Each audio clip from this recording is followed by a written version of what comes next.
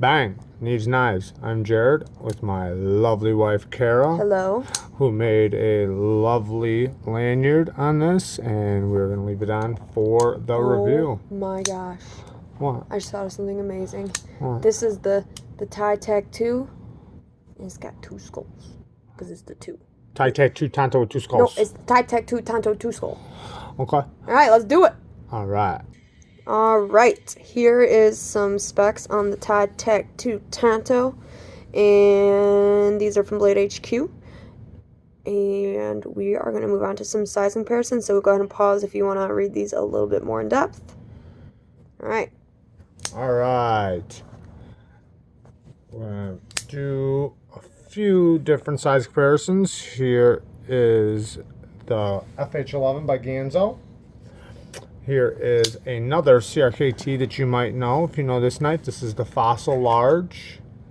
Sorry, I have a call coming in. Deleted. Here is the Griffin. This is another button lock we have. One thing the button locks have is amazing action. Here is another one a lot of people know. It's a little bit smaller of a knife, but the Kershaw Leak. This was the real steel Griffin too, just so you guys know. Kershaw Leak. I stole the other ones. And she's going to pop in some more. This is the Big Grip Tillion. The Big Benchmade Griptilian. And another knife. Shout out to Brandon T. 940. More will be explained on this on another video, but shout out to Brandon T. And let's get to the review. Alright, let's do it. Alright guys, this knife has one of the coolest knife names with the Tighe Tac 2 Tanto, because they also make this in a drop point. Sorry for blinding you guys. They also make this in a drop point. This is a Brian Tighe design, which it goes through or shows in this knife amazingly because of the I don't know, I guess what you call the Z pattern, but just the overall shape and everything. It really has this design in it. This knife is by CRKT because I'm gonna, review this as a. It's around $40. I think you can get it for in the 30s though, but for a between $30 and $40 CRKT, this thing's pretty amazing. It's so good. I personally would have gotten the drop point. As you guys, some of you guys might know, this was given to us by a watcher or a supporter of our channel. Thank you very much. Jamie Loves Knives. Jamie's been an awesome supporter, and we are very grateful for him. The handles on this are, they call them GRN, which is basically glass reinforced nylon handles. It's basically like a plastic. You guys seen the steel on the specs, which is the 8CR 13 MOV. I think that's what it is. Anyways, the steel that CRKT always uses. Yeah, I know it's 8CR, but I wasn't sure if it was 13.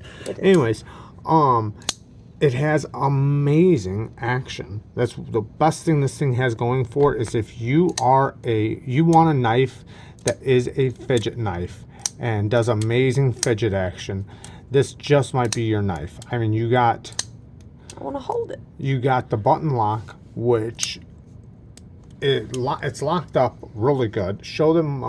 And it is only on one side, but it's totally ambidextrous if you want it to be. Yeah. I'm left-handed, and I have absolutely no problem just using my pointer. It's just as easy. The only thing about the ambidextrous is you can't put the clip on the other side, which I don't know why they would do, because look at this. You have thumb studs on both sides.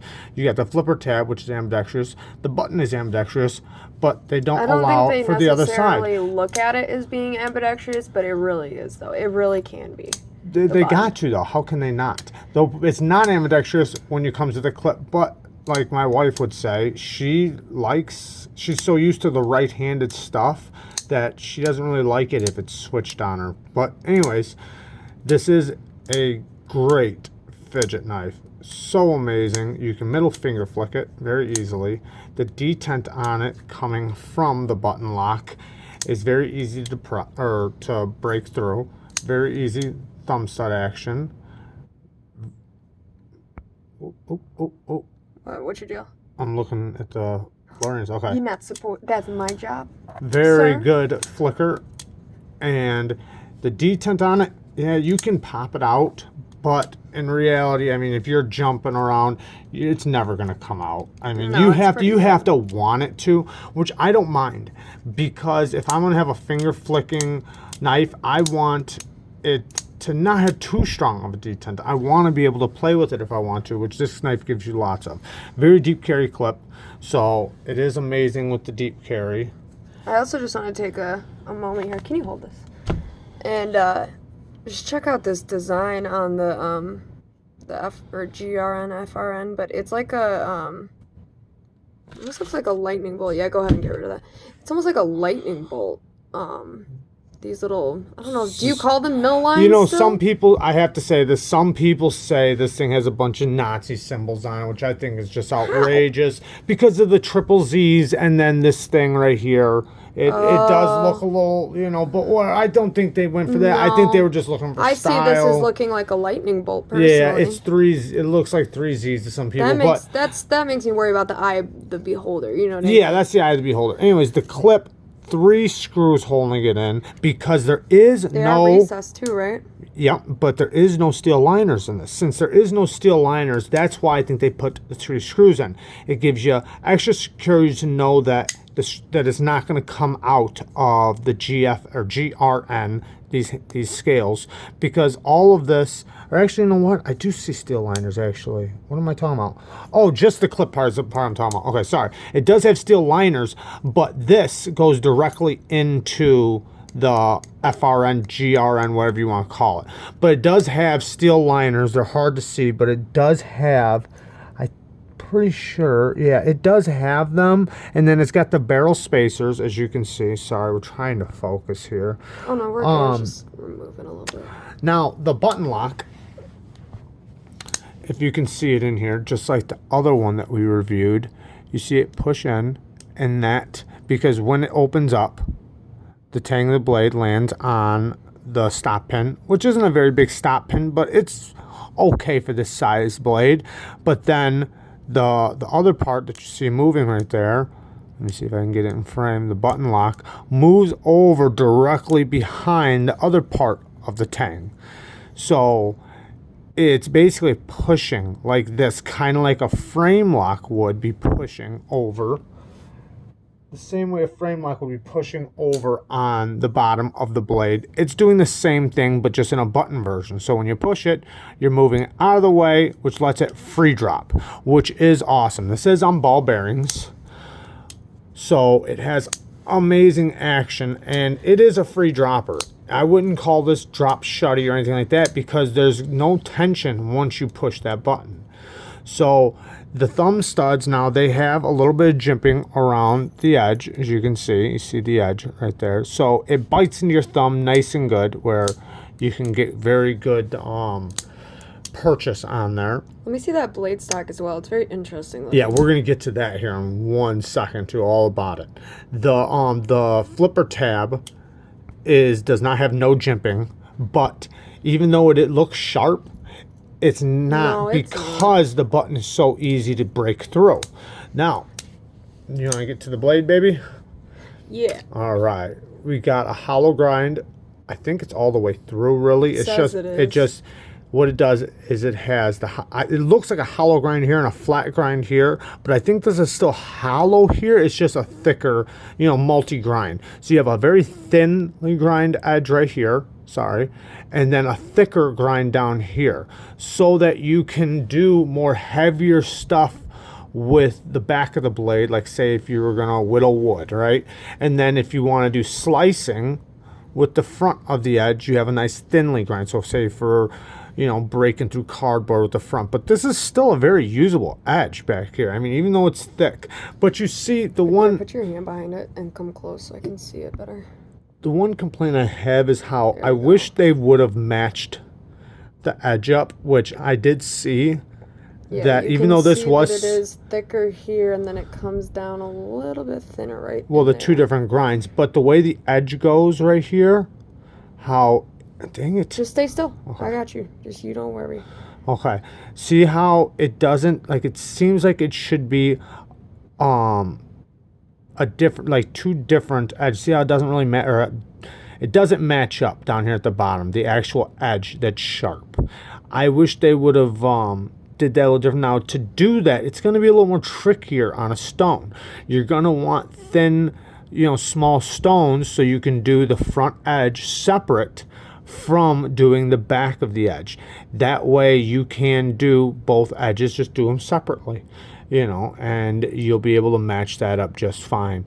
Out of the box, when you get one, they do it just like how you see here, so it looks like it was done on a fixed system. And I know this was given to us, but even the ones that come from the company, that's how they come. So they basically have it on a fixed system when they do their edge, and they just go all the way across and do it all at once. But when you have this knife, you can do it however you want. Now, in the grip, it feels really good. It really does. This thing fills up the hand pretty good. It's long enough for a big hand or a large hand. You can choke up a little bit right there because it's a little bit thicker of an edge, but you don't want to get too crazy, but because you don't want to slip up. But the way this fits in your knuckles, either way, here, however you want it, it basically does for you. It fits really good. So it's pretty nice. It does have double-sided T8s on both sides of the pivot, and then T6s all the way down. And back to the clip really quick, it does have very good ramp. It does sit in the pocket very good, very deep. And yeah, all around a very good knife by CRKT. For the price from CRKT, I think it's a pretty good knife. Did you say the price? Between 30 and 40 bucks. But I never saw it for 30. The action that this thing gives you as a fidget toy, well, like on Blade HQ, it was like 40 bucks, but you can get on Amazon, I think, a little bit cheaper. Oh. I think around like 35 bucks. So yeah, guys, there you guys go. A really good fidget knife. Really good in the pocket, really good in the hand. The steel's not the best steel, but everybody knows CRKT steel. That's how they roll. They roll with the 8CR across the board. They don't mess around. But you know what, though? They do it enough. They do it right. That's the one good thing. They're getting it right. The steel's good for, for pocket knives, especially if you know how to sharpen and you use your knife. It's not bad, because, you can strop it when you use it every day, and then tune it up once a month or however much you use your knife, and it's good to go as long as you know how to sharpen, I guess. But it's easy to sharpen too. So even if you're not that great at sharpening, the beautiful thing is you could easily spend $20 anywhere and get a decent little bit of sharpening system from Walmart or something like that, and you can sharpen this steel. You can buy any type of system, and you're guaranteed to be able to sharpen the system. You don't have to order an $80, $100 system from Amazon to be able to sharpen this steel. And that's a beautiful thing sometimes, because a lot of people don't want to spend more money on sharpening their knife than the actual knife itself. So some people do, some people don't. All right, guys, we love you guys. Give us a thumbs up, support us, please. We love you guys. And yeah, shout out to Bama Knife Guy. Oh yeah, you know what, I'll say that on another video. Love you guys. All right, thank you guys. Tighe Tac 2 Tanto out.